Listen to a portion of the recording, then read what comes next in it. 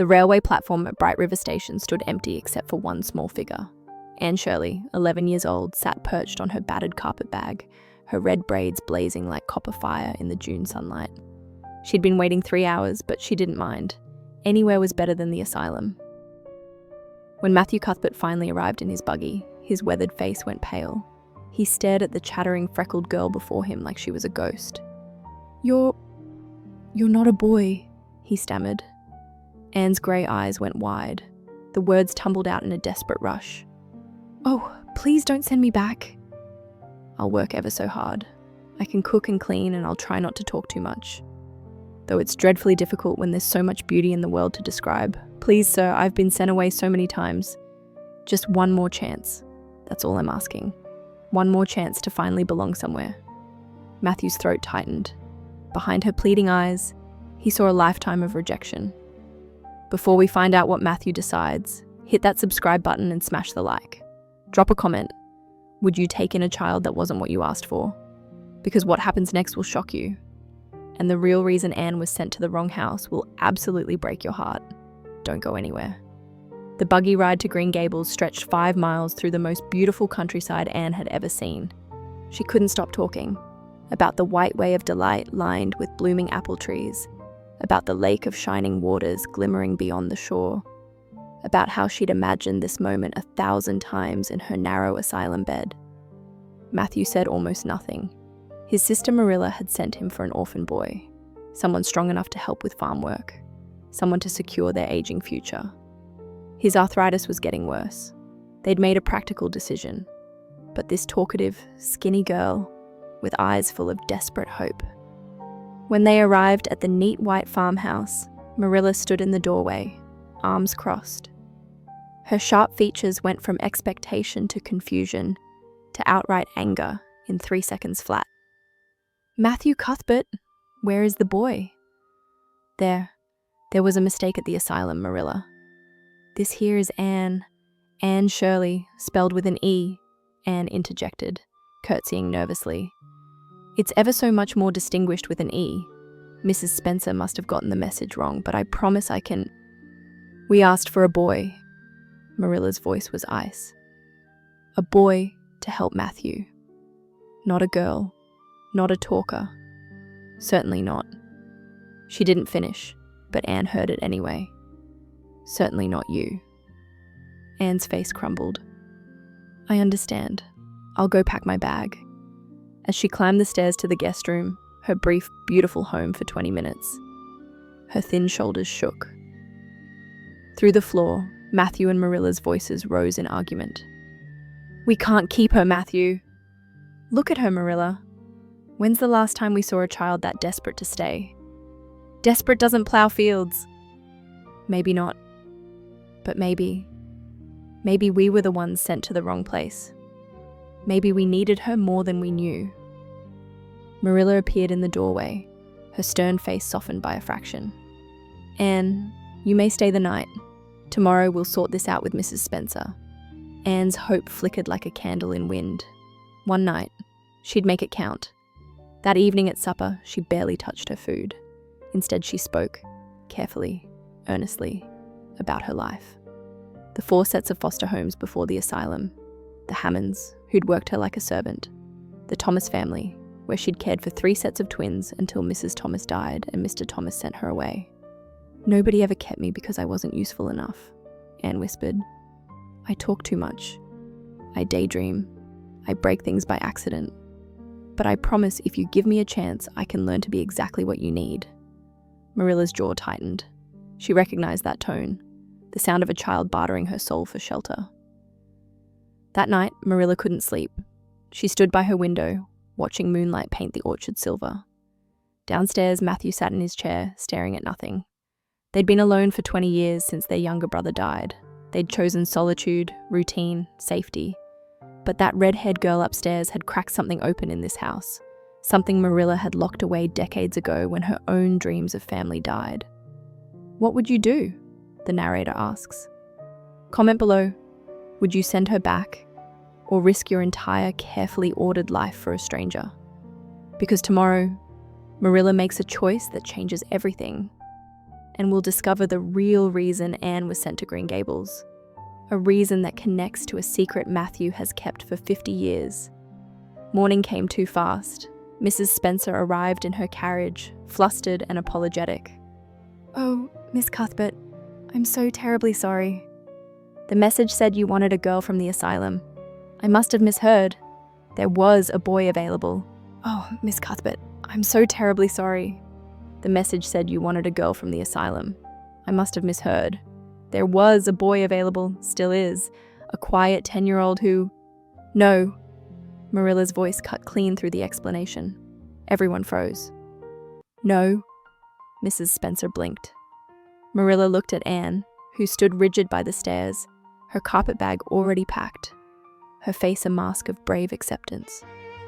"We'll keep the girl," Anne gasped. Matthew smiled.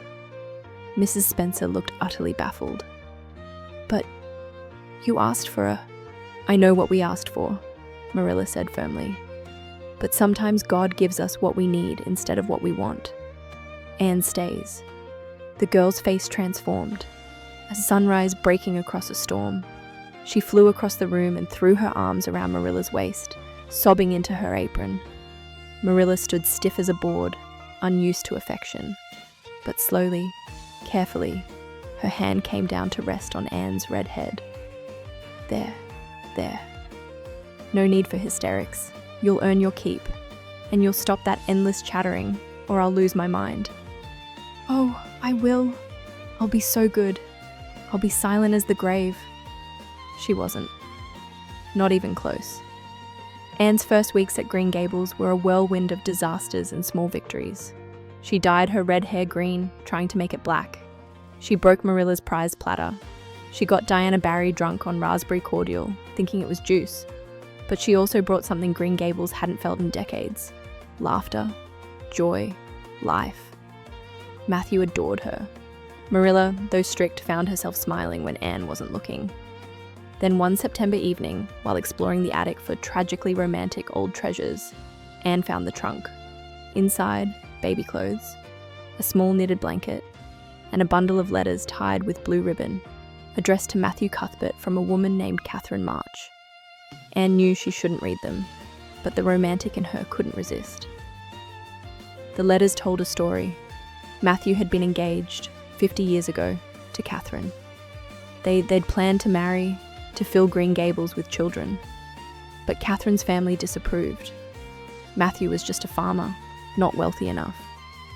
They sent her away to Halifax to marry a merchant. The final letter, dated 1857, was brief. "Matthew, I'm dying. Consumption. I never loved anyone but you. I bore a daughter, but my husband's family won't keep her. She reminds him too much of his failure to make me happy. Her name is Catherine Ann. I've sent her to the Hopeton Asylum. If you ever have room in your heart." Her birthday is June 5th. She has red hair, like yours. Anne's hands shook. June 5th. Her birthday. Red hair. Sent to Hopeton Asylum. Number. It couldn't be. Anne confronted Matthew that night in the barn. She held the letters like evidence. Were you looking for her? Catherine Ann, were you looking for your daughter?" Matthew's face crumbled. He'd kept this buried for so long. "I didn't know if you were her," he admitted, voice breaking. "I wrote to the asylum 30 years ago, asking about a red-haired girl named Catherine Ann, born June 5th, 1857. They wrote back saying she'd died of fever at age 2. But I didn't die. No, I think they lied. Mixed up records. I searched for years, Anne. I went to Hopeton twice. But I never found her. Eventually, I thought." He wiped his eyes. "I thought God took her because I wasn't good enough. Because I let Catherine go without a fight." Anne's heart shattered. "And when you saw me at the station, I saw red hair. June 5th birthday on your papers. The same sharp chin Catherine had. And I thought maybe I'd been given one more chance. But you never said anything." "Because I couldn't bear it," Matthew whispered. "If you weren't her, I'd lose her again. If you were her and left anyway, I'd lose you both. So I stayed quiet. I let Marilla think it was just charity. Does she know? No, only me. Anne sat beside him on the hay bale, this broken man who'd loved a ghost for 50 years. I don't know if I'm Catherine Anne, she said softly. I don't remember anything before the asylum. But Matthew, whether I'm her or not, I choose you. You're my father. Green Gables is my home. Matthew wept then, and Anne held him. But Avonlea wasn't done with them. Word spread about the orphan girl at Green Gables. The one they'd asked for a boy, but kept a girl. The rumours grew vicious. Matthew Cuthbert's gone soft in the head. Marilla will regret taking in that wild thing. Mark my words, that girl's trouble. Mrs. Rachel Lynde, the town's chief gossip, cornered Marilla at church. You've made a mistake, Marilla Cuthbert. That girl's too imaginative, too bold. She'll break your heart. Marilla's eyes flashed. Better a broken heart than an empty one, Rachel. But the judgment wore on Anne. She tried so hard to be good, to be perfect, to prove she deserved Green Gables. When Gilbert Blythe, the handsomest boy in school, called her carrots and mocked her hair, she cracked a slate over his head. The town erupted. See? Violent, uncontrollable. Anne fled to her room, sobbing. I'm ruining everything. They'll send me back. I knew I couldn't be good enough. Marilla climbed the stairs, something she rarely did. She sat on Anne's bed. Child, do you know why Matthew wanted to keep you that first night? Anne shook her head. Because when you begged him for one more chance, he saw himself. 50 years ago, I loved a man, a minister. But I was too proud, too sharp-tongued. I drove him away. I spent my life regretting that I never asked for a second chance. You? Me. We're all broken, Anne. We all carry regret. But you're brave enough to keep asking for chances. That's not weakness. That's strength. But I broke the slate. I ruined. You stood up for yourself. Yes, violently. Marilla almost smiled. But maybe this town needs a girl who won't be quiet when she's wronged. Winter came. Anne's 13th birthday approached, and then a letter arrived from Halifax, addressed to Matthew Cuthbert. It was from a lawyer. Catherine March's husband had died. In settling the estate, they'd uncovered Catherine's private diary. In it, she'd written the truth. She'd given birth to twin daughters. One died at 2 years old, the one the asylum reported. The other, Catherine Anne, survived. Was sent to Hopeton under a false name to protect her from the March family's rejection. That false name, Anne Shirley. The diary included a lock of baby hair, red, and a birthmark description, a small crescent moon on the left shoulder blade. Matthew's hands shook as he read. He climbed the stairs to Anne's room, where she was studying. Anne, may I see your shoulder? Confused, she pulled her collar aside. There, pale against her freckled skin. A crescent moon. You're her, Matthew breathed. You're her, Catherine Anne, my daughter. Anne stared. I'm yours. You were sent to the wrong house, Anne, but only because I'd been looking in the wrong places. You were never Shirley. You were always Cuthbert. They held each other and wept. For lost years. For a mother who'd loved them both. For a mistake that became a miracle. But the revelation brought a new crisis. The March family, upon learning of Anne's existence and their late son's estate, demanded her return to Halifax. She was an heiress, entitled to money, status, education. She belongs with her real family, the lawyer wrote. Marilla went white. They'll take her. Anne stood in the parlour, the letter in her hands, and made her choice. No. Anne, they have legal... I don't care. Her voice was steel. I spent 11 years being sent to wrong places. Wrong homes, wrong families. But I wasn't sent to the wrong house when I came here. I was sent home. Matthew is my father. You, Marilla, are my mother. This is my family. Not blood, not law, choice. She took the letter and burned it in the fireplace. Let them come. Let them try. But I'm Anne Shirley Cuthbert of Green Gables, and I'm not going anywhere. The March family did come. They threatened court, but the town, the same town that had judged her, rallied. Mrs. Rachel Lynde wrote a scathing letter to the Halifax papers about vultures circling a child for money. Diana Barry's family hired a lawyer.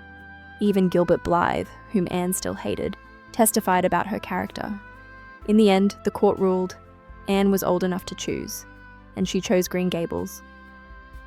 5 years later, Anne graduated from Queen's Academy with honours. She could have gone anywhere, college, university, the world. But Matthew's heart was failing. Marilla's eyesight was dimming. Anne came home. She became a teacher at Avonlea School. She stayed at Green Gables, caring for the two people who'd given her everything. When Matthew died peacefully in his chair, the last thing he saw was Anne's red hair shining in the sunset. "My girl," he whispered. "My Catherine Anne."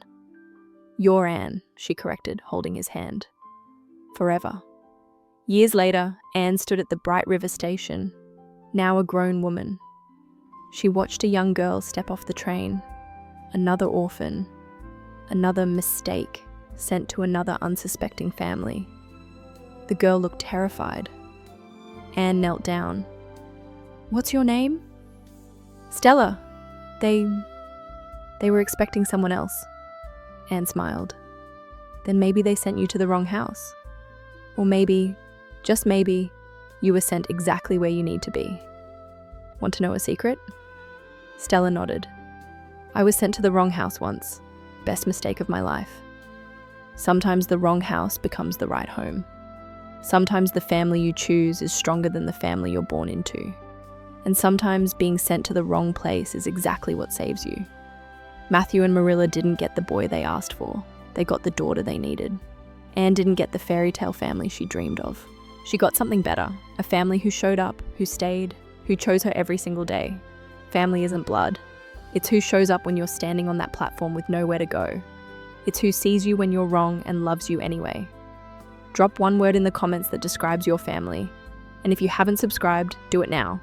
Because next week, we're telling the story of a mother who finds a note in her adopted son's backpack that changes everything. This is Found Family Tales. We'll see you next time.